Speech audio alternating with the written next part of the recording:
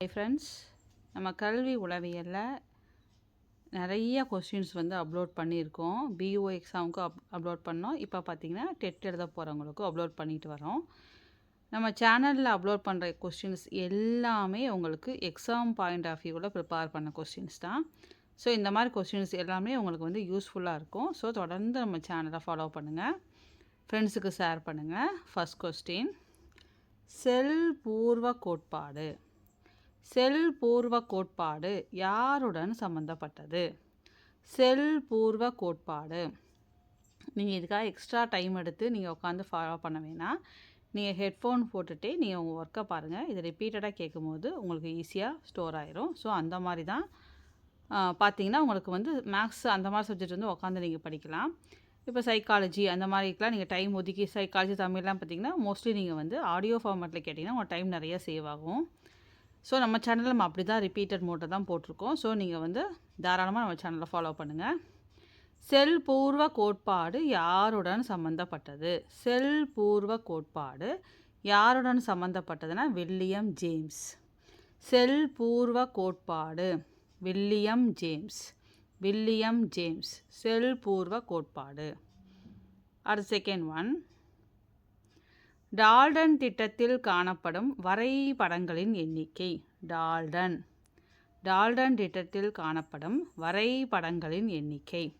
Dalton அப்போ ஏபிசிடியா, 4வது தானே வரும் டி. இப்போ டால்டன் ஃபஸ்ட் லெட்டர் டியா. ஸோ ஏபிசிடி 4th பிளேஸில் இருக்கா, அப்போ 4ன்னு ஞாபகம் வச்சுக்கோங்க. டால்டன் திட்டத்தில் காணப்படும் வரைபடங்களின் எண்ணிக்கை 4. டால்டன் அப்போ டிஏ, ஏபிசிடி 4th பிளேஸில் இருக்குது, அப்போ 4 அப்படி ஞாபகம் வச்சுக்கோங்க.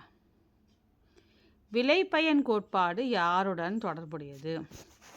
விளைபயன் கோட்பாடு யாருடன் தொடர்புடையது? விளைபயன் கோட்பாடு பார்த்திங்கன்னா யாருடன் தொடர்புடையதுன்னா ஜான் டூயியுடன் தான் விளைபயன் கோட்பாடு தொடர்புடையது. விளைபயன் கோட்பாடு ஜான் டூயி. அப்போ டூனா செய்யணும், செஞ்சால் தான் நம்மளுக்கு ரிசல்ட் கிடைக்கும். விளைபயன்னா ரிசல்ட்டு அப்படி ஞாபகம் வச்சுங்க. விளைபயன் கிடைக்கிற பலன். அப்போ ஜான் டூயி, டூ பண்ணால் தான் ரிசல்ட் கிடைக்கும், செய்யணும் அந்த வேலையை. ஸோ விளைபயன் அப்படி ஞாபகம் வச்சுக்கோங்க. 4th ஒன்,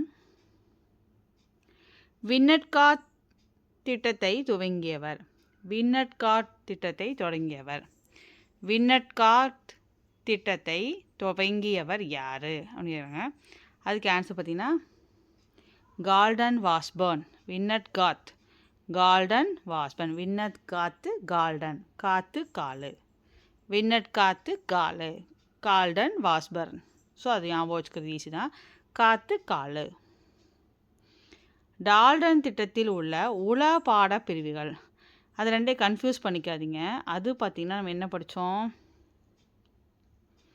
வரைபடங்கள்னால் அதை டால்டன்னா டிஇ 4th பிளேஸ் வேணும். இது உள பாடப்பிரிவுகள். டால்டன் திட்டத்தில் பாடப்பிரிவுகள். நம்மளோட பாடப்பிரிவுகளை ஞாபகம் வச்சுக்கோங்க. என்னென்ன இருக்குது, Tamil, English, maths, science, social தான் மெயின் சப்ஜெக்ட். ஸோ 5 பாடப்பிரிவுகள் இருக்கு இல்லையா. ஸோ அந்த 5 தான் ஆன்சர். சரிங்களா. சாதனை ஊக்கக் கொள்கையை விரிவாக்கியவர். சாதனை ஊக்கக் கொள்கையை விரிவாக்கியவர் யார் அப்படின்னா மெக்லிலாண்ட் தான் சாதனை ஊக்கக் கொள்கையை விரிவாக்கியவர். மெக்லிலாண்ட். கல்கத்தா பல்கலைக்கழக குழு யாருடைய தலைமையில் கூடியது?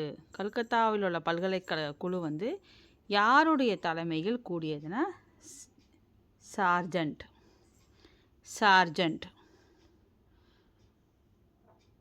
சார் யாருடைய தலைமையில் கூடியது? ஒரு சாரோட தலைமையில் கூடியது. அப்போ சார்ஜண்ட் அப்படியா வச்சுங்க. சார்ஜண்ட்.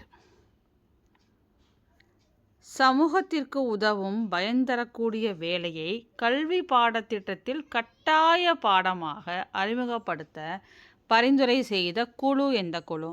சமூகத்திற்கு உதவும் பயன்தரக்கூடிய வேலையை கல்வி பாடத்திட்டத்தில் கட்டாய பாடமாக அறிமுகப்படுத்த பரிந்துரை செய்த குழு எந்த குழுனா ஈஸ்வரிபாய் படேல் குழு. ஈஸ்வரிபாய் படேல் கல்வி மறு ஆய்வு குழு. இந்த ஈஸ்வரிபாய் படேல் கல்வி மறு ஆய்வுக்குழு தான் இந்த சமூகத்திற்கு உதவுற பயன் தரக்கூடிய வேலையை வந்து கல்வி பாடத்திட்டத்தில் வந்து கட்டாயமாக அறிமுகப்படுத்தணும் அப்படின்னு பரிந்துரை செய்தாங்க. யாருன்னா ஈஸ்வரிபாய் படேல் கல்வி மறு ஆய்வுக்குழு. அடுத்தது மனித உரிமைகள் என்னும் உலக பிரகடனத்தில் அனைவருக்கும் வாழும் உரிமை, சுதந்திரம் மற்றும் மனித பாதுகாப்பு என்பது எந்த சட்டப்பகுதியில் கூறப்பட்டுள்ளது? இதுவே பாருங்கள், என்னென்ன இருக்குது? வாழும் உரிமை, இப்போ ஃபஸ்ட்டு சுதந்திரம், மனித பாதுகாப்பு. அப்போ எத்தனைக்கு 3 வந்திருக்கா? அப்போ ஆன்சர் 3 அப்படியா வச்சுக்கோங்க. சரிங்களா? அடுத்தது தேவைகளின் குழு மரபு நேர்கோட்பாட்டை கூறியவர். தேவைகளின் குழு மரபு நேர்கோட்பாட்டை கூறியவர் ஆபிரகாம் மாஸ்லோ. அவர்தான் தேவைகளின் குழு மரபு நேர்கோட்பாட்டை கூறியவர் ஆபிரகாம் மாஸ்லோ. பள்ளியில்லா சமுதாயம். பள்ளியில்லா சமுதாயம் என்ற கோட்பாட்டை வலியுறுத்தியவர். பள்ளியில்லா சமுதாயம் அப்பா நம்ம ஸ்டூடெண்ட்ஸ்க்கு ரொம்ப பிடிச்சது அப்படியா வச்சுங்க. பள்ளியில்லா சமுதாயம். Ivan Ilyich. Ivan Ilyich. Ivan Ilyich. Ivan Ilyich. ஹெப்பினுடைய கொள்கை எதனுடன் தொடர்புடையது? ஹெப்பினுடைய கொள்கை கவனத்துடன் தொடர்புடையது. ஹெப்பினுடைய கொள்கை கவனத்துடன் தொடர்புடையது.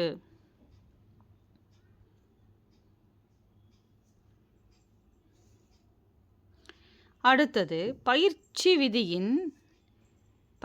விதி எதன் முக்கியத்துவத்தை வலியுறுத்துகிறது? பயிற்சினாவே என்னங்க? ப்ராக்டிஸ் பண்ணுறது. இப்போ ப்ராக்டிஸ் பண்ணுறது என்ன அர்த்தம்? நம்ம அதை ரிப்பீட்டடாக செஞ்சால் தான் நம்மளுக்கு வந்து ப்ராக்டிஸ் பண்ண முடியும். இப்போ பயிற்சியின் விதி வந்து எதன் முக்கியத்துவத்தை வலியுறுத்தி கூறுகிறதுனா மறுபடி செய்தல். ரிப்பீட்டடாக செய்யணும் இல்லைங்களா? அப்போ மறுபடி செய்தல். இப்போ பயிற்சியின் விதி வந்து எதன் முக்கியத்துவத்தை வலியுறுத்தி கூறுகிறது? மறுபடி செய்தல். வளர்ச்சியும் மாற்றமும் எனும் கொள்கைக்கு தொடர்பு இல்லாதது. வளர்ச்சியும் மாற்றமும் எனும் கொள்கைக்கு தொடர்பு இல்லாதது நேர்கோட்டு முறை. வளர்ச்சியும் மாற்றமும் எனும் கொள்கைக்கு தொடர்பு இல்லாதது வந்து நேர்கோட்டு முறை. குழந்தைகளுக்கு இலவச பாட புத்தகங்கள் வழங்க வேண்டும் என்பதை பரிந்துரைத்த குழு கோத்தாரி குழு. குழந்தைகளுக்கு வந்து இலவசமாக பாட புத்தகம் கொடுக்கணும் அப்படிங்கிறத பரிந்துரைத்த குழு வந்து கோத்தாரி குழு.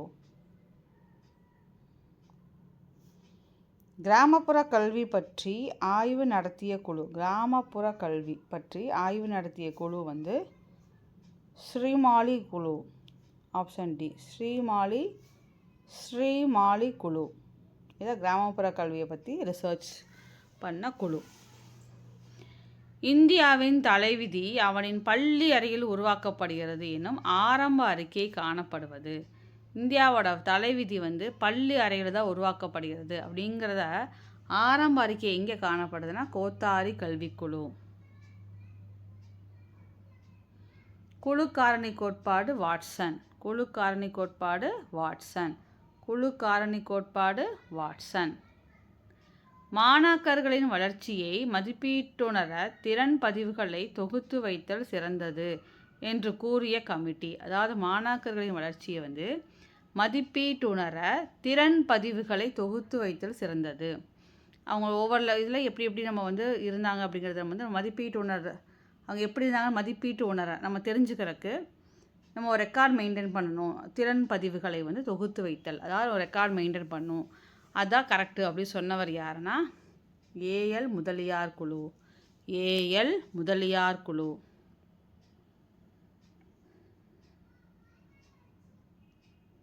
அடுத்தது 1983ஆம் ஆண்டு ஆசிரியர்கள் நிலை பற்றி பரிந்துரை செய்ய அமைக்கப்பட்ட குழு.